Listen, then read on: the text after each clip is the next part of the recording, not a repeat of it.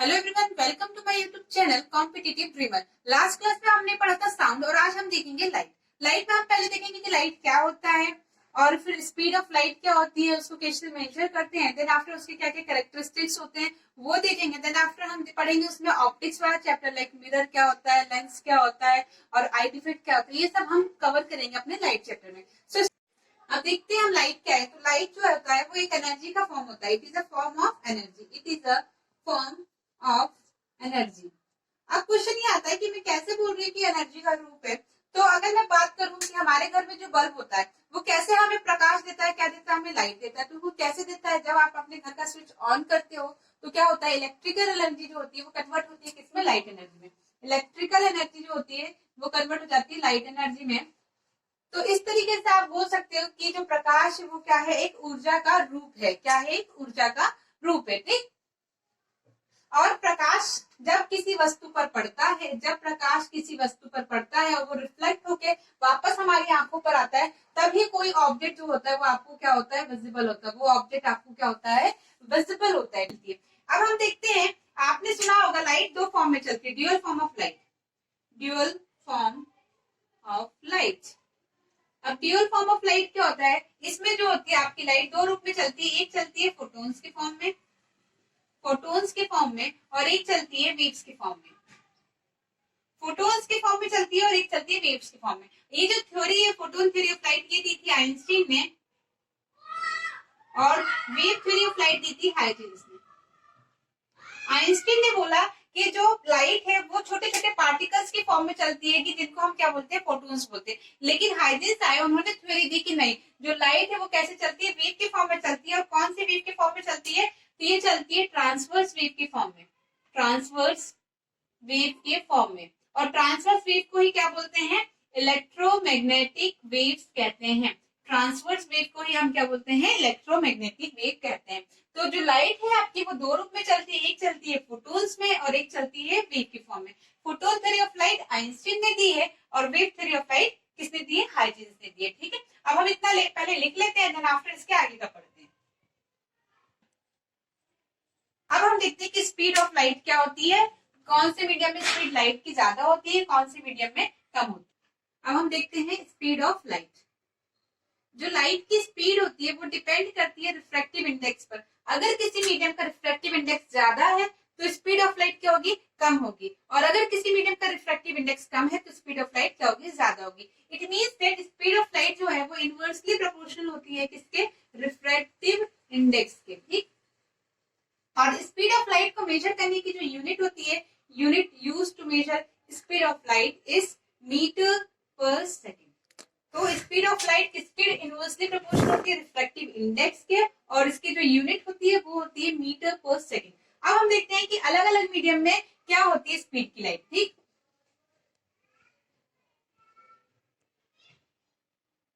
Light की तो सबसे ज्यादा जो होती है स्पीड की लाइट वो होती है वैक्यूम में। वैक्यूम में जो होती है स्पीड ऑफ लाइट वो होती है 3 × 10⁸ मीटर पर सेकेंड। तो निर्वात में या वैक्यूम में जो स्पीड ऑफ लाइट होती है वो क्या होती है, सबसे ज्यादा होती है। अच्छा, तो क्वेश्चन ये भी आता है कि वैक्यूम क्या है। तो वैक्यूम एक ऐसा प्लेस जहां पर एटमोस्फेयर जो है प्रेजेंट नहीं है। तो जो लाइट होती है वो वैक्यूम से ट्रेवल कर लेती है, लेकिन जो साउंड होता है वो कभी भी क्या होगा, वैक्यूम से ट्रेवल नहीं होगा। याद रखिएगा, मैंने अपने पिछले लेक्चर में भी बताया था। इसके बाद हम बात करते हैं अपने एटमोस्फेयर की। तो ऑलमोस्ट जितनी वैक्यूम में स्पीड ऑफ लाइट होती है उतनी ही होती है हमारे एटमोस्फेयर में। कितनी होती है, 3 × 10⁸ मीटर पर सेकेंड। अब हम बात करते हैं नेक्स्ट वाटर की, कि वाटर में कितनी होगी स्पीड ऑफ लाइट। तो वाटर में होती है 2.25 × 10⁸ मीटर पर सेकेंड। और सबसे कम होती है ग्लास में। ग्लास में होती है 2.00 × 10⁸ मीटर पर सेकेंड। आपने यहाँ पर एक चीज नोटिस की होगी कि जो सबका बेस है वो तो क्या है, सेम है। सिर्फ जो इसकी आगे की न्यूमेरिकल वैल्यू सिर्फ उसमें ही क्या है, डिफरेंस है। तो सबसे ज्यादा किसमें होती है, अगर क्वेश्चन ये आए कि speed of light is maximum, तो आंसर आप क्या करेंगे, ठीक, वैक्यूम। और सबसे कम पूछे तो कैसे में आएगा, ग्लास में। ठीक, अब हम बात करते हैं कि सोर्सेस क्या है लाइट के, कहाँ कहाँ से हमें लाइट प्राप्त होती है। तो हम अब वो देखते हैं। तो अब हम देखते हैं कि क्या क्या सोर्सेस है हमारे लाइट के। ठीक, सोर्सेस ऑफ लाइट की बात करते हैं। सोर्सेस ऑफ लाइट, तो यूजुअली 3 सोर्सेस होते हैं लाइट के। पहला क्या होता है नेचुरल सोर्स, दूसरा क्या होता है मैन मेड सोर्स और तीसरा क्या होगा बायोल्यूमिनेस सोर्स। तो हम तीनों सोर्सेस को देखते हैं कि क्या है ये। तो नेचुरल सोर्स की अगर बात करें, नेचुरल सोर्स तो ऐसे सोर्सेस जो क्या है ह्यूमन द्वारा नहीं बनाए गए, जो मैन मेड नहीं है, जो क्या है नेचुरल द्वारा बनाए हैं, नेचर के द्वारा बने हैं। तो ऐसे सोर्सेस कौन कौन से हैं? एक है आपका सन, एक है मून, एक है स्टार एटसेट्रा। ठीक, ये क्या है नेचुरल सोर्सेस ऑफ लाइट है। और दूसरी हम बात करते हैं किसकी मेन मेड की, main made sources of light, main made sources of light. तो मेन मेड सोर्सेस क्या क्या है आप क्या क्या बता सकते हो? बल्ब इंसानों द्वारा बनाया गया है, ट्यूबलाइट इंसानों द्वारा बनाई गई है, टॉर्च, फ्लैश लाइट, इन सबसे हमें प्रकाश मिलता है। तो ये सारे के सारे एग्जाम्पल किसमें हो जाएंगे मेन मेड सोर्सेस में। तो इसके एग्जाम्पल की अगर बात करें तो टॉर्च, बल्ब, ट्यूबलाइट्स एटसेट्रा। अब लास्ट देखते हैं हम बायोल्यूमिनेस। बायोल्यूमिनेस से आपको क्या समझ में आ रहा है कि ऐसी लाइट जो हमें किससे मिल रही हो, एनिमल्स से मिल रही हो, उसको हम बोलते हैं बायोल्यूमिनियस। अच्छा, तो ऐसे कौन से एनिमल्स है जिनसे हमें लाइट मिलती है? एक तो जुगनू और दूसरा एक फिश का नाम है टॉर्पीडो फिश, उससे भी हमें लाइट मिलती है। तो इसमें दो एग्जाम्पल आ जाएंगे, एक होगा जुगनू और एक है टॉर्पीडो। ये थे हमारे नेचुरल, आर्टिफिशियल और बायोल्यूमिनियस सोर्सेस ऑफ लाइट। अब हम बात करते हैं रिफ्लेक्शन ऑफ लाइट की, रिफ्लेक्शन ऑफ लाइट है क्या। तो एक पॉलिश्ड सरफेस पे जब कोई रे इंसिडेंट करती है, when incident ray falls on a polished surface, then it goes back into the same medium. It is known as reflection of light.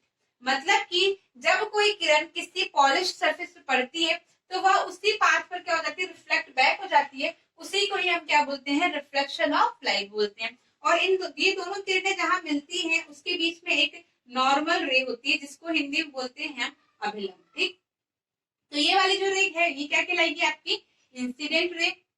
ये क्या हुई, फॉल हुई एक पॉलिश सरफेस पे और क्या हुई उसी मीडियम में वापस लौट गई। तो ये वाली जो रे होती है ये क्या कहलाती है, रिफ्लेक्टेड रे।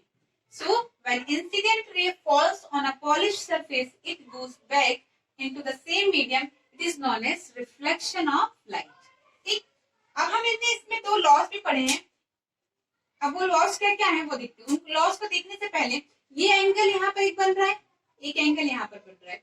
तो जो एंगल इंसिडेंट रे नॉर्मल रे के साथ बनाती है उसको बोलते हैं एंगल ऑफ इंसिडेंट। ठीक, और जो एंगल रिफ्लेक्टेड रे बनाती है नॉर्मल रे के साथ उसको बोलते हैं रिफ्लेक्टेड एंगल और इसको रिप्रेजेंट करते हैं आर से। तो आई क्या है आपका इंसिडेंट एंगल है, इंसिडेंट एंगल, और जो आर है ये है आपका रिफ्लेक्टेड एंगल, रिफ्लेक्टेड एंगल, या इसको और एक नाम से जानते हैं angle of reflection, angle of reflection.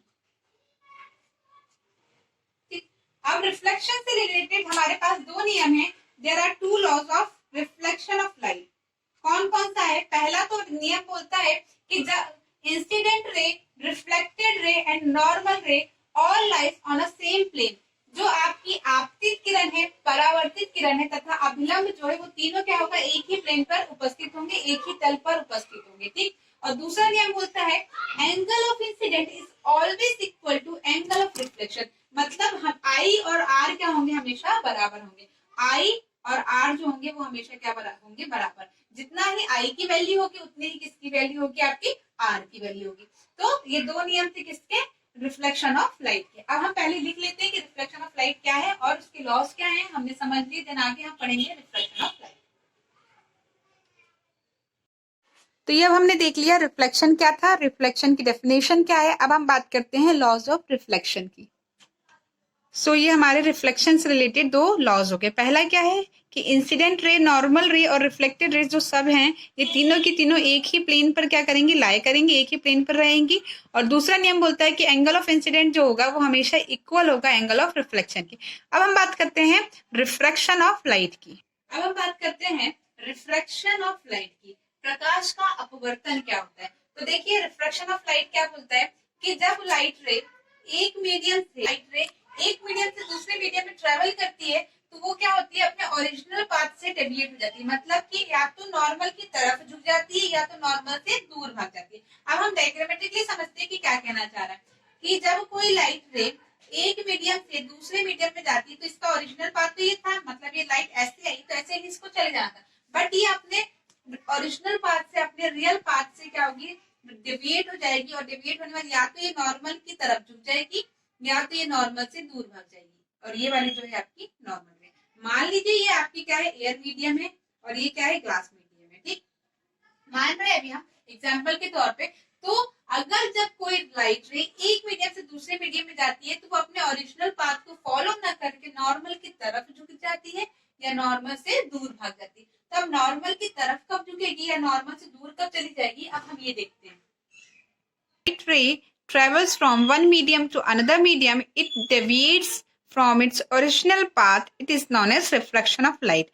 तो अब वो नॉर्मल की तरफ कब झुकेगी और नॉर्मल से दूर कब जाएगी, अब हम झुकेगी और कब नॉर्मल से दूर जाएगी। ठीक, तो मान लीजिए ये आपका एयर मीडियम है और ये क्या है, ग्लास मीडियम। एयर मीडियम में क्या होगा कि जो आपके पार्टिकल्स होंगे वो दूर दूर होंगे, मतलब वो क्या होगा, वहां पर डेंसिटी क्या होगी, ज्यादा नहीं होगी। जहां पर डेंसिटी कम होती है तो वो मीडियम क्या कहलाता है, रेयर मीडियम कहलाता है, और जहां पर डेंसिटी ज्यादा होती है वो क्या कहलाता है, डेंसर मीडियम। तो जो आपका एयर है वो कैसे वर्क करेगा, एज अ रेयर मीडियम, और जो ग्लास है वो एज अ डेंसर मीडियम क्या करेगा, वर्क करेगा।